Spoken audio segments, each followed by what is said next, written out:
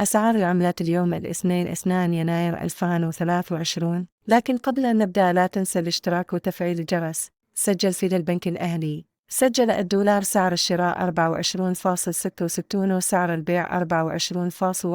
وسجل اليورو سعر الشراء 26.16 وسعر البيع 26.36. وسجل الجنيه الاسترليني سعر الشراء 29.62 وسعر البيع 29.84. وسجل الريال السعودي سعر الشراء 6.55 وسعر البيع 6.57. وسجل الدرهم الإماراتي سعر الشراء 6.71 وسعر البيع 6.72.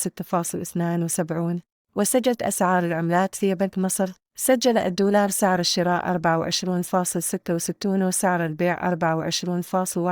وسجل اليورو سعر الشراء 26.16 وسعر البيع 26.33. وسجل الجنيه الاسترليني سعر الشراء 29.62 وسعر البيع 29.80.